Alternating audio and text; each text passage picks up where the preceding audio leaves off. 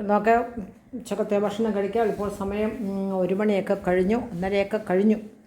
ചോറ് വെക്കാൻ താമസിച്ചു പോയി. ഇന്ന് രാവിലെ ചപ്പാത്തിയും അതുപോലെ കട്ട്ലറ്റൊക്കെ ഉണ്ടാക്കിയതുകൊണ്ട് എന്നോട് ഹസ്ബൻഡ് പറഞ്ഞു നമുക്കിന്ന് ഉച്ചക്കത്തെ ഒരു ഊണ് പുറത്തുനിന്ന് വാങ്ങിക്കാൻ. ബദ്ധപ്പാടാണല്ലോ ഇനിയും ചോറും കറികളൊക്കെ ഉണ്ടാക്കുന്നത്.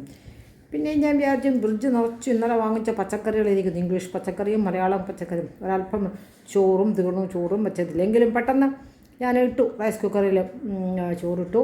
പെട്ടെന്ന് അത് 2 മണിക്കൂർ കഴിഞ്ഞപ്പോഴേ ഒന്നുകൂടെ നല്ലതുപോലെ ഹൈ ഫ്ലെയറിൽ വെച്ച് തിളപ്പിച്ച് ഊറ്റിയെടുത്തു. ഇപ്പോൾ 1:45 കഴിഞ്ഞ് 2 ഈ സമയമായപ്പോഴത്തേക്കും ചോറ് റെഡിയായി. അപ്പോൾ നമുക്ക് ഇത്രയും വിഭവങ്ങൾ കൂട്ടി നമുക്ക് ചോറ് കഴിക്കാം. കപ്പ നല്ല ടേസ്റ്റാണ്, വെറുതെ സ്പൂൺ കൊണ്ട് കോരി കഴിക്കാം. 4 മണിക്ക് ചായയുടെ കൂടെ തേങ്ങാപ്പില ഒരുതും ചേർക്കണം, ഉപ്പും ചേർക്കണം, അത്രയേ ഉള്ളൂ. നല്ലതുപോലെ വെന്ത് കഴിയുമ്പോൾ കുഴഞ്ഞു പോകരുത്, ഊറ്റിയെടുത്താൽ വേവണം. പക്ഷേ നമുക്ക് പീസായിട്ട് കിട്ടണം. തേങ്ങാപ്പിലയും ഉപ്പും കൂടെ ചേർത്ത് ഇളക്കിയെടുത്ത് നല്ല ടേസ്റ്റാണ്.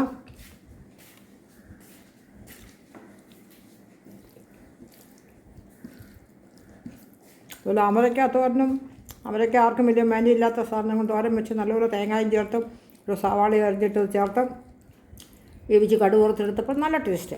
ആ കയ്പൊന്നുമില്ല.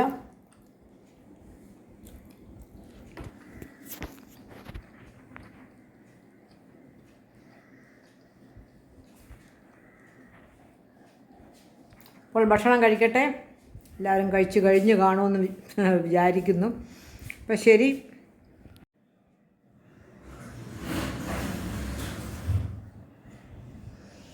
ഇന്നത്തെ ഉച്ചയൂണിൻ്റെ വിഭവങ്ങൾ കാണാം.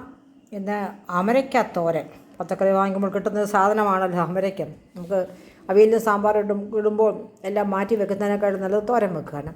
സാമ്പാർ പച്ചക്കറി ഇഷ്ടം പോലെ ഫ്രിഡ്ജിലിരുന്നുകൊണ്ടൊരു സാമ്പാർ വെച്ചു. ഇന്ന് കപ്പ, നോൺ വെജ് ഒന്നുമില്ല എങ്കിലും കപ്പ മഞ്ഞളൊന്നും ചേർക്കാതെ കപ്പ കൊത്തിയിട്ട് വേവിച്ച് ഊറ്റിയിട്ട് ഉപ്പും തേങ്ങ തിരകിയതും ഇട്ട് നല്ലതുപോലെ ഇളക്കി മിക്സ് ചെയ്ത് നല്ല രുചിയാണ്. എൻ്റെ ഏറ്റവും ഇഷ്ടപ്പെട്ടത്. എനിക്ക് മഞ്ഞളിട്ട് കഴിഞ്ഞാൽ പിന്നെ എനിക്ക് കപ്പ ഇഷ്ടമില്ല. പിന്നെ എനിക്ക് നോൺ വെജ് മീനില്ലാതെ അതൊക്കെ എന്തെങ്കിലും ബീഫൊക്കെ ഇല്ലെങ്കിൽ പറ്റത്തില്ല. പിന്നെ ഇന്നലത്തെ നമ്മുടെ പച്ചമോരിൻ്റെ ബാക്കിയുണ്ട്, മാങ്ങ അച്ചാറുണ്ട്. ഇത് 2 വിഭവങ്ങൾ ഇന്നലത്തെ ഫിഷ് റോസ്റ്റിൻ്റെയും അതേപോലെ മത്തി മുളകിട്ടതിൻ്റെയും ചാറും പൊടിഞ്ഞ കഷ്ണങ്ങളൊക്കെ ഉള്ളൂ. അതുകൊണ്ട് അതങ്ങനെ വെച്ചിരിക്കുകയാണ്. അപ്പോൾ നമുക്ക് ബാക്കി കറികളൊക്കെ വിളമ്പാം.